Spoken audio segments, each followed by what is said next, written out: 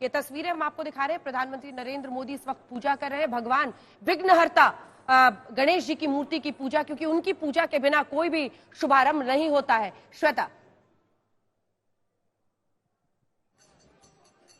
जी, पूरे नियमों का पालन, सभी परंपराओं का पालन, उसके साथ यहाँ पर पूजन अर्चन कर रहे हैं प्रधानमंत्री। जिस शुद्धता का पालन करना चाहिए था इतने दिनों से एक ऐसे पद के बावजूद उन्होंने किया है कि लोगों के मन में एक विशिष्ट जगह उनके लिए बनी है। जितने भी राम भक्त हैं वो समझ रहे हैं कि अगर प्रधानमंत्री यजमान की भूमिका में है तो वो यजमान नियम का जो जितना भी पालन रहा है इतने दिनों से वो उसे करते रहे हैं। रामायण के पाठ बैठ कर देखिए, एक ऐसी कथा है जिसे केवल भारत के अलग अलग हिस्सों में नहीं बल्कि दुनिया के अलग अलग हिस्सों में अलग अलग रूप में कहा गया है, अलग अलग ये कथाएं रही हैं। तो वो जहाँ के भी मंदिर में पहुंचे हैं वहां पर रामायण की कथा भी उन्होंने सुनी है, पूरे नियमों के पालन के साथ। ऐसा नहीं है कि संत से बड़ा खुद को मानकर बैठे हों और फिर नहीं, विराजमान भी हुए हैं तो संतों की गरिमा के अनुसार और उस हिसाब से उन्होंने वो पूरी पूजा पाठ की है, उन सभी उस पूरी पाठ को सुना है। और यहाँ पर भी अंजना, जैसे मूर्तिकार की बात हो रही है और उनका वस्त्र बनाने वाले उस व्यक्ति की बात हो रही है, तो मनीष त्रिपाठी जिनका नाम अभी कुछ देर पहले चंपत राय ने लिया है, वो भारतीय फौज के भी परिधान बनाते हैं और इंडियन क्रिकेट टीम के भी बनाते हैं। लेकिन रामलला की विशेष रुचि से और जब बनाते हैं और जब से यहाँ पर मूर्ति का निर्माण चल रहा है तब से उस वस्त्र को भी बनाने का, उस परिधान को बनाने की भी प्रक्रिया चल रही है। ये शुरुआत में ही तय हो गया था कि पीतांबर धारण करेंगे रामलला यहाँ पर जब विराजमान होंगे।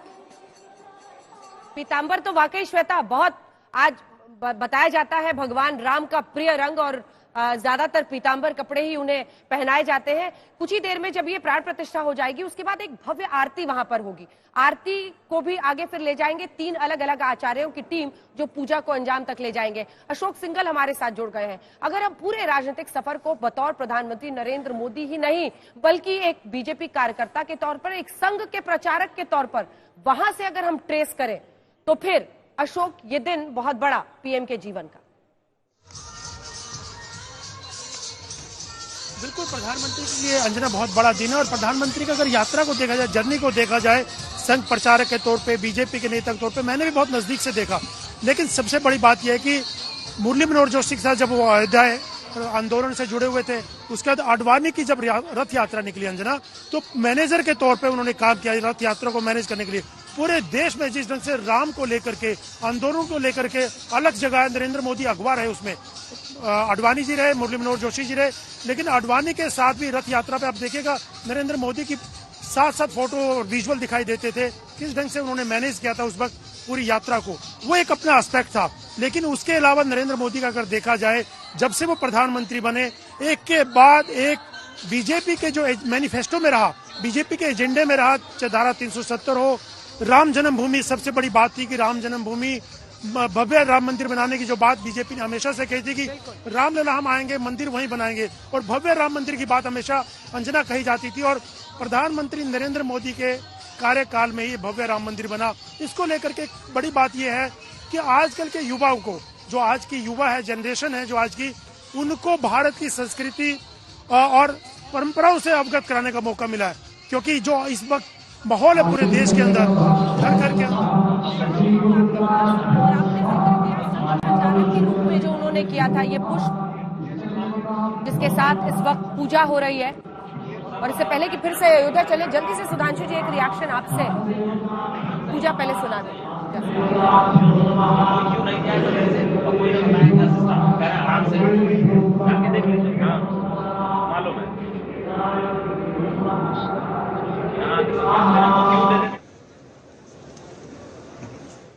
जाओ जाओ जाओ, अरे ठीक है, अरे जाओ यार, जाओ जाओ जाओ।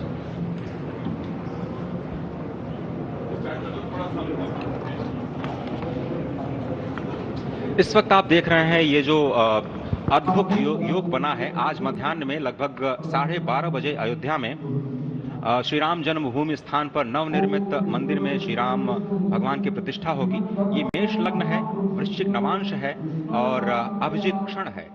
इस वक्त आप देख रहे हैं ये जो अद्भुत योग बना है। आज मध्याह्न में लगभग 12:30 बजे अयोध्या में श्री राम जन्मभूमि स्थान पर नवनिर्मित मंदिर में श्री राम भगवान की प्रतिष्ठा होगी। ये मेष लग्न है, वृश्चिक नवांश है और अभिजीत क्षण है, मृगशीर्ष नक्षत्र है जो कि क्षण जिसे कहा जा रहा है 12:29 से, ये 12:29:08 से ये आरंभ होगा। लगभग 84 सेकंड जिसमें ये पूजा होगा और इसी के साथ ये माना जाता है कि अमृत योग है, आनंद योग है जिसमें ये पूजा की जा रही है। प्रधानमंत्री नरेंद्र मोदी के साथ संघ प्रमुख मोहन भागवत, आनंदीबेन पटेल, आप राज्यपाल उत्तर प्रदेश, मुख्यमंत्री योगी आदित्यनाथ को देख रहे हैं। गर्भगृह में बहुत मंगल ये घड़ी मानी गई है और अब तो 12:20 हो गए हैं। वो क्षण बहुत करीब है जब आप देखेंगे कि इस योग में प्राण प्रतिष्ठा के पूरे कार्यक्रम को आप संपन्न होते हुए देखेंगे। 30 सेकंड में जल्दी से अगर आप बताएं, क्योंकि उस लोक अदालत मां अयोध्या, ये पीएम का एक स्पीच भी था बतौर संघ प्रचारक, जिसके बहुत कैसेट बिकते थे क्योंकि उन्होंने उस वक्त बहुत सारी ऐसे भावनात्मक भाषण दिए थे राम और अयोध्या को लेकर। देखिए, एक जमाने में कहा जाता था रामलला हम आएंगे, मंदिर वहीं बनाएंगे और लोग कहते थे तारीख नहीं बताएंगे। आज तारीख आई, मगर तारीख किस रूप में आई है कि प्रधानमंत्री भी हैं, मुख्यमंत्री भी हैं, राज्यपाल भी हैं, संघ चालक भी हैं। और इतना ही नहीं है अंजना जी, जिस देश ने हम पे हुकूमत की थी उस इंग्लैंड में प्रधानमंत्री के रूप में भी एक सनातनी हिंदू बैठा है।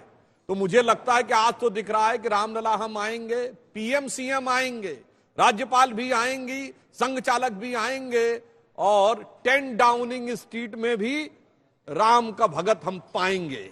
ये काल चक्र की इतनी बड़ी गति का परिवर्तन है। अब इसके बाद भी अगर किसी को न समझ में आ रहा हो तो मैं कहना चाहूंगा, जो दृढ़ संकल्प मोदी जी ने दिखाया और संघ के तमाम स्वयंसेवकों ने दिखाया, उस समय अभी जब मोदी जी चलते हुए दिख रहे थे तो मुझे महादेवी वर्मा जी की कविता की वो पंक्ति याद आ रही थी कि अन्य होंगे चरण हारे और हैं जो लौटते दे शूल को संकल्प सारे। मोदी जी ने कभी हार नहीं मानी, चाहे कितनी कठिन परिस्थिति आई हो। अन्य होंगे चरण हारे और हैं जो लौटते दे शूल को संकल्प सारे। चिरवृत्ति निर्माण उन्मद, जिन्होंने सदैव व्रत धारण कर रखा है निर्माण का, चिरवृत्ति निर्माण उन्मद यह अमरता नापते पद।